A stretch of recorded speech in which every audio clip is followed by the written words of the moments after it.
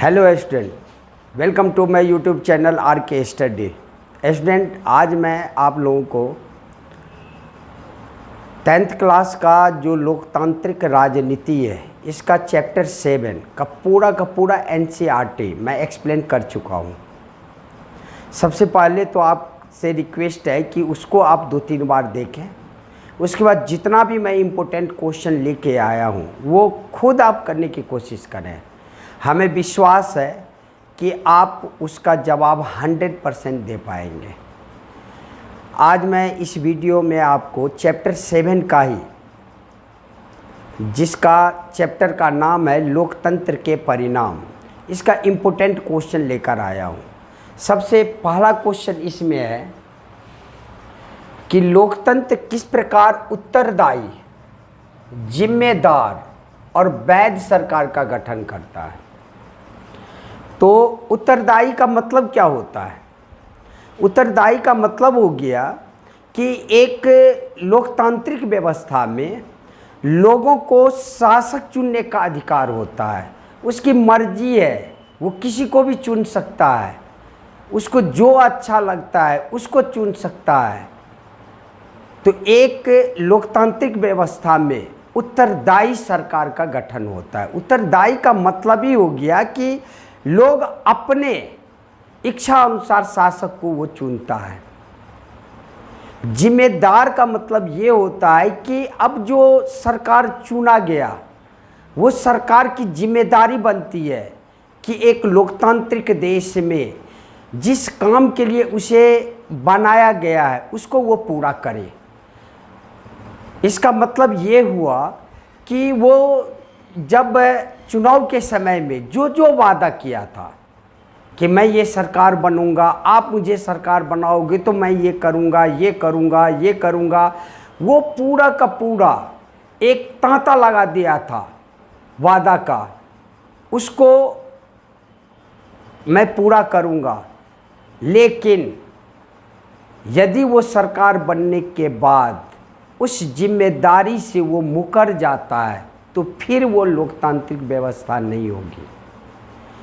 तो एक लोकतांत्रिक देश में उत्तरदायी सरकार का गठन होता है, जिम्मेदार सरकार का गठन होता है। यदि वो ऐसा नहीं किया, अपनी जिम्मेदारी से मुकर गया, तो ज़्यादा दिन तक वो देश में नहीं टिक सकता, वो राज नहीं कर सकता। इसीलिए एक लोकतांत्रिक देश में कहा जाता है कि वो उत्तरदायी सरकार का गठन करता है। एक लोकतंत्र जिम्मेदार सरकार का गठन करता है। वैध सरकार का गठन कैसे करता है? आपको इंट्रोडक्शन क्लास में बताया था कि लोकतंत्र जहाँ भी है वहाँ पे जो नियम कानून बनते हैं, जो भी आपका नियम पास होता है, एक कानून के अंतर्गत, कानून के दायरे में रहकर जो है सो नियम बनता है।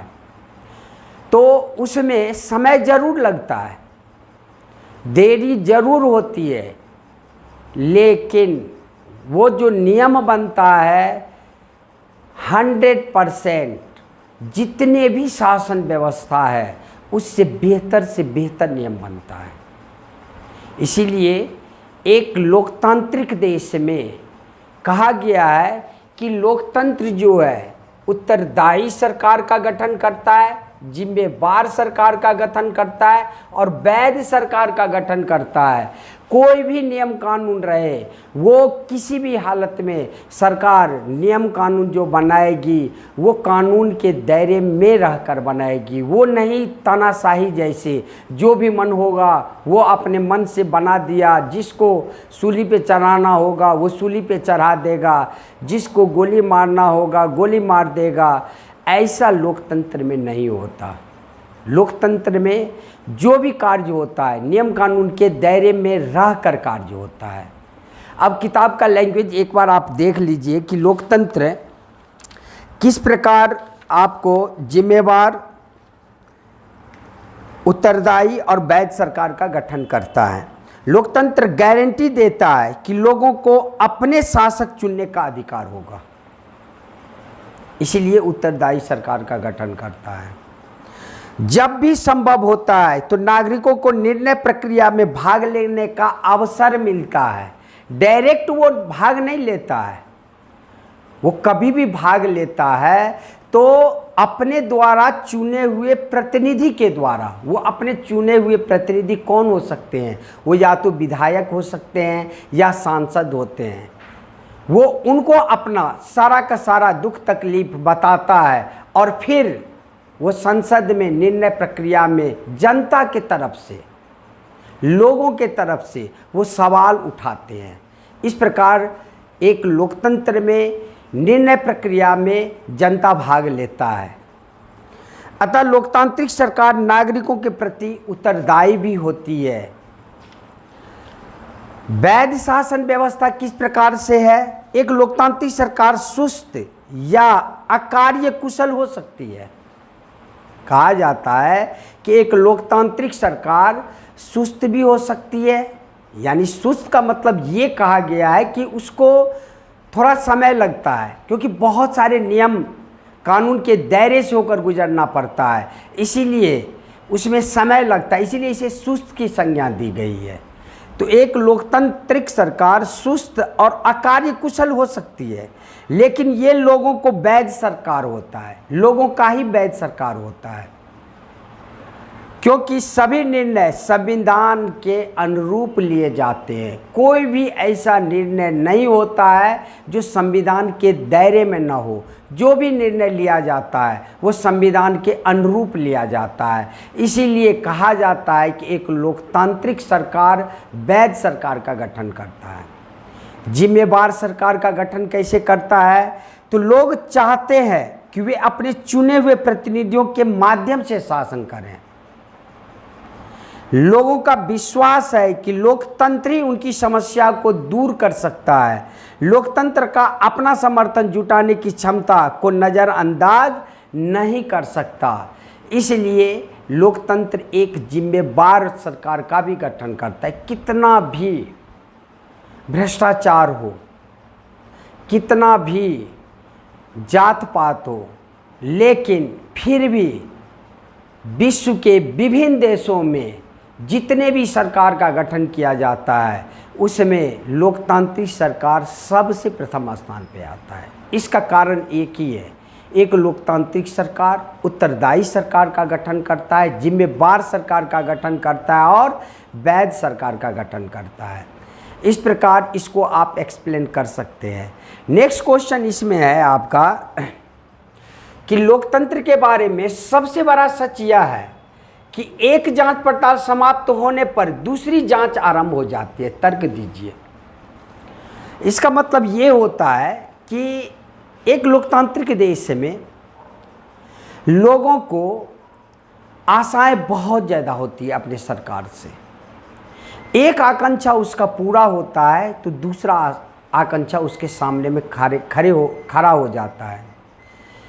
दूसरा आकांक्षा पूरा होता है, तीसरा आकांक्षा उसके सामने में खड़ा हो जाता है।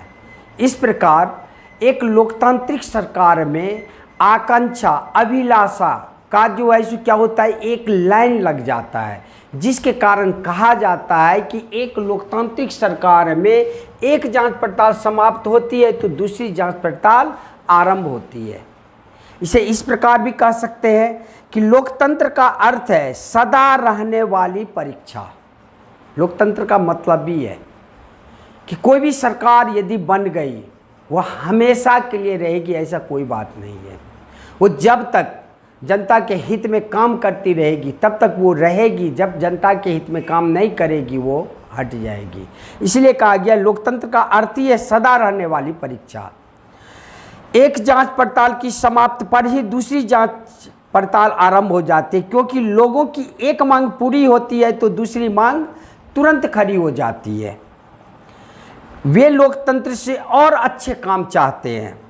यही कारण है कि जब हम उनसे लोकतंत्र के कामकाज के बारे में पूछते हैं तो वे हमेशा लोकतंत्र से जुड़ी अपनी अन्य अपेक्षाओं का पुलंदा खोल देते हैं, शिकायतों का अंबार लगा देते हैं। वो आपको कभी ये नहीं कहेंगे कि ये मेरा आकांक्षा पूरा किया, ये आकांक्षा पूरा किया, ये आकांक्षा पूरा किया। बस जो आकांक्षाएं उसके मन में है, अभिलाषा है, जो भी आकांक्षा, वो जो है सो उसका तांता आपके सामने में रख देगा कि ये नहीं पूरा हुआ, ये नहीं पूरा हुआ। इसीलिए कहा जाता है कि एक जांच खत्म हुई, दूसरी जांच शुरू हो जाती है। अब सरकार उसकी दूसरी जो उसकी अभिलाषा होता है उसको पूरा करने में लग जाता है, और जनता का अभिलाषा कभी भी खत्म नहीं होगी।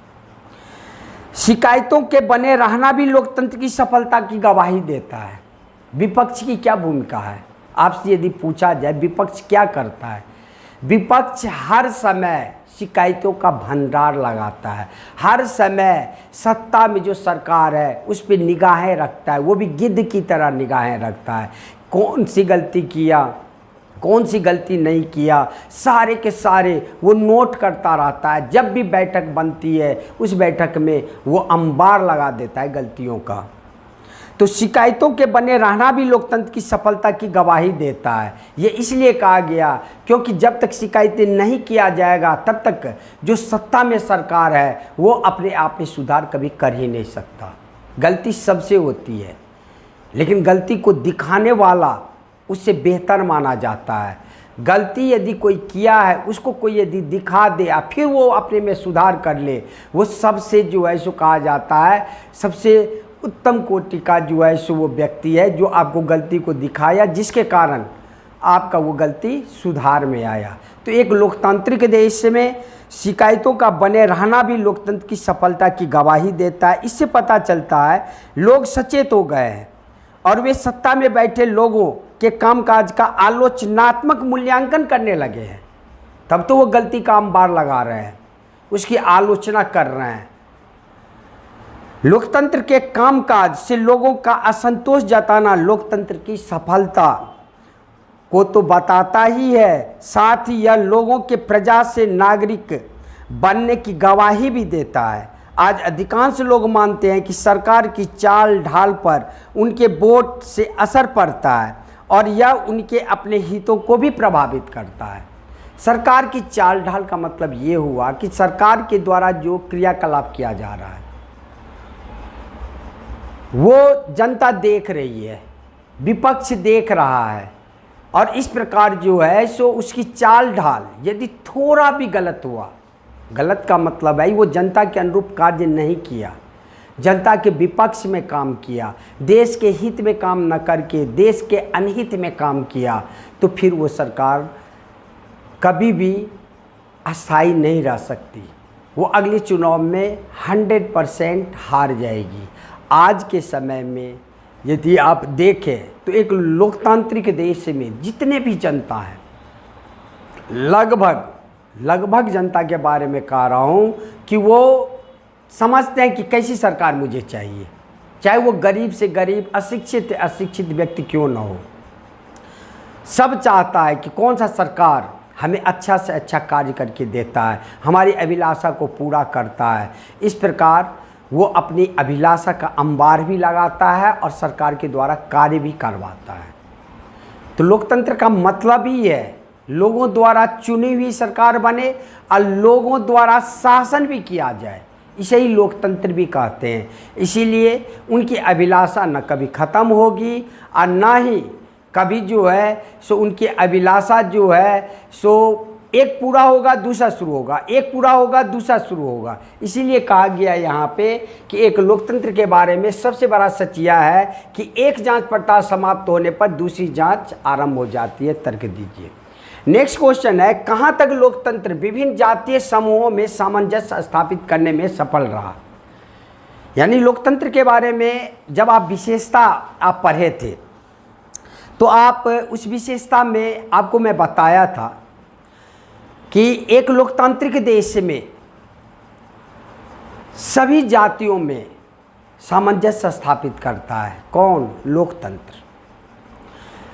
भारत के बारे में कहा जाता है कि विश्व में भारत ही एक इकलौता ऐसा देश है जहाँ पे विभिन्न धर्मों के लोग निवास करते हैं, विभिन्न समुदायों के लोग निवास करते हैं, विभिन्न संस्कृति के लोग निवास करते हैं। फिर भी भारत में आप देख सकते हैं कि नहीं के बराबर भ्रष्टाचार है, इसका कारण क्या है? इसका कारण एक ही है, एक लोकतांत्रिक देश में जैसा सरकार होनी चाहिए वैसा सरकार है। भ्रष्टाचार थोड़ी बहुत हर राज्य में होती है, हर डिस्ट्रिक्ट में होती है, लेकिन वो कंटिन्यू नहीं रह पाती। इसका कारण क्या है? सरकार उस पर नियंत्रण कर लेता है। तो आपका जो क्वेश्चन था, कहाँ तक लोकतंत्र विभिन्न जातीय समूह में सामंजस्य स्थापित करने में सफल रहा, इसे इस प्रकार भी कह सकते हैं कि लोकतंत्र व्यवस्थाएं अनेक तरह के सामाजिक विभाजनों को संभालती है। अब सामाजिक विभाजन का मतलब समझ सकते हैं, अमीर गरीब, जात पात, विभिन्न धर्म के लोग, इनको संभालती है। लोकतांत्रिक व्यवस्थाएं आमतौर पर अपने अंदर की प्रतिद्वंद्विता को संभालने की प्रक्रिया विकसित कर लेती है। इनसे इन टकराव को विस्फोटक या हिंसक रूप लेने का संदेह कम हो जाता है।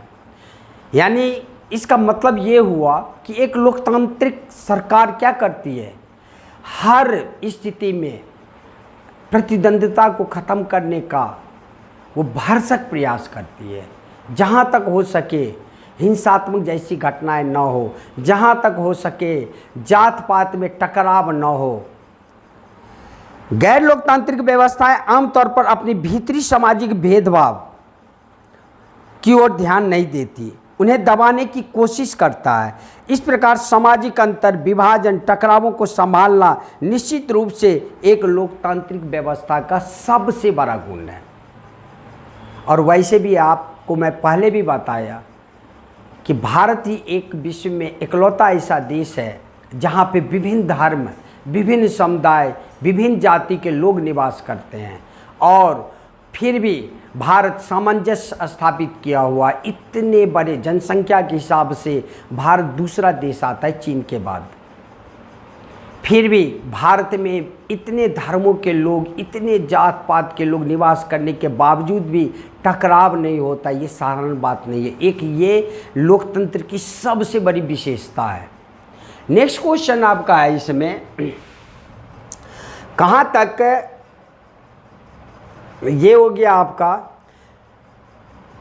नेक्स्ट क्वेश्चन इसमें आपका है कि लोकतंत्र किस प्रकार उत्तरदायी, जिम्मेदार और वैध सरकार का गठन करता है। ये क्वेश्चन तो मैं आपको पहले बता चुका हूँ, ये दोबारा क्वेश्चन मैं लिख लिया हूँ। तो इस क्वेश्चन को तो आप खुद जवाब देने की कोशिश करना, क्योंकि पहला ही क्वेश्चन मैं गलती से दोबारा लिख लिया हूँ। नेक्स्ट क्वेश्चन है, अन्य सरकारों की तुलना में लोकतांत्रिक सरकारों में कितनी पारदर्शिता है। तो पारदर्शिता का मतलब क्या होता है? पारदर्शिता का मतलब होता है कि सरकार जो भी काम कर रही है वो जनता जाने। आपको इंट्रोडक्शन क्लास में भी मैं बताया था कि पारदर्शिता का मतलब होता है कि आर पार देखा जा सके, जिसे ट्रांसपेरेंट बोलते हैं। कहने का मतलब है कि जो भी काम सरकार कर रही है वो छुप कर नहीं कर रही है, वो पारदर्शिता में रहकर कार्य कर रही है। मीडिया के द्वारा, टेलीविज़न के द्वारा, पेपर के द्वारा, पत्रिका के द्वारा, फिर राजनेताओं के द्वारा हमें सारे के सारे सरकार के कार्यों के बारे में हमें पता रहता है कि सरकार ने आज ये कार्य किया, सरकार ने आज ये कार्य किया। अर्थात सरकार पारदर्शिता के रूप में कार्य कर रही है। सरकार जो भी कार्य कर रही है वो जनता जान रही है, इसी को पारदर्शिता कहते हैं। पारदर्शिता का मतलब ही है कि गुप्त रूप से कार्य न किया जाए, जैसे तानाशाही शासन व्यवस्था, सैनिक शासन व्यवस्था, राजतंत्रात्मक शासन व्यवस्था में कभी भी पारदर्शिता नहीं आती। वो जनता को कभी बतला ही नहीं सकती कि मैं क्या कार्य करने वाला हूँ। लेकिन अपने देश में एक लोकतंत्र पारदर्शिता के रूप में कार्य करती है। जो भी कार्य करती है वो लोगों को पता रहता है कि सरकार ने ये कार्य किया है, ये कार्य करने वाली है। इसे ही कहा जाता है पारदर्शिता। किताब के लैंग्वेज में यदि कहे तो यदि कोई नागरिक जानना चाहे कि निर्णय सही प्रक्रिया द्वारा लिए गए हैं या नहीं, तो उसके पास इसे जानने का अधिकार भी है और साधन भी है, जो मैं साधन आपको बताया। जैसे प्रेस है, टेलीविज़न है, पत्रिका है, पेपर है, राजनेता है, ये सब सारे साधन हैं। यह तत्व अलोकतांत्रिक सरकार में नहीं होता, अतः लोकतंत्र अधिक वैध सरकार है। बता दिए आपको, तानाशाही सरकार में कभी भी नहीं हो सकती, राजतंत्रात्मक शासन व्यवस्था में कभी नहीं हो सकती, सैनिक शासन व्यवस्था में कभी नहीं हो सकती ये पारदर्शिता। हम यह उम्मीद भी कर सकते हैं कि लोकतांत्रिक सरकार नागरिकों को निर्णय प्रक्रिया में हिस्सेदार बनने, खुद को उनके प्रति जवाबदेह बनाने वाली कार्यविधि भी विकसित कर लेती है। निर्णय प्रक्रिया में भाग लेना, डायरेक्ट कहिएगा कि जनता निर्णय प्रक्रिया में भाग लेता है, डायरेक्ट भाग नहीं लेता, वो अपने नेताओं के थ्रू भाग लेता है। जिस एरिया से जो भी व्यक्ति चुनकर आते हैं, चाहे वो विधायक हो चाहे वो सांसद हो, वो जनता के द्वारा वहाँ पे निर्वाचित हुए, इसीलिए वो सांसद में उसी जनता के लिए आवाज़ उठाते हैं। इस प्रकार जो भी वो बोलते हैं, समझ जाइए जनता निर्णय प्रक्रिया में भाग ले रही है, और इस हिसाब से जनता निर्णय प्रक्रिया में भाग भी लेती है, अपनी आवाज़ अपने सांसद, अपने विधायक को भी बताती है, और कभी कभार आंदोलन के द्वारा डायरेक्ट सरकार को भी बताती है। जैसे अभी कृषि जो कानून विधेयक आया था, उसमें आप देख सकते थे कि 1 साल से ऊपर वो लोग क्या किए, 1 साल से ऊपर वो लोग जो है सो आंदोलन पर डटे रहे, अंत में सरकार को झुकना पड़ा, उनका नियम कानून मानना पड़ा। मतलब आप कह सकते हैं कि यदि कोई सरकार कोई नियम कानून बनाया है और बनाने के बाद यदि वो सही नहीं बैठता है लोगों के ऊपर, तो फिर अपने संविधान में ऐसा भी विधान बनाया गया है कि उसमें संशोधन कर सकते हैं। इसीलिए अपने भारतीय संविधान को कहा गया एक लचीला और कठोर संविधान भी कहा गया है। दोनों का मिश्रण है, लचीला और कठोर दोनों का मिश्रण है। इस प्रकार आप कह सकते हैं कि अन्य सरकारों की तुलना में एक लोकतांत्रिक सरकार में पारदर्शिता होती है।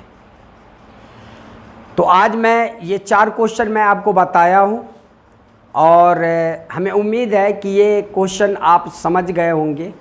यदि किसी भी प्रकार का यदि आपको प्रॉब्लम हुआ हो तो आप कमेंट करना, मैं फिर से बेहतर ढंग में समझाने का प्रयास करूँगा। अब मैं और एक वीडियो लेके आऊँगा जिसमें 4 से 5 क्वेश्चन रहेंगे। इस चैप्टर का लास्ट रहेगा वो 8 से 10 क्वेश्चन।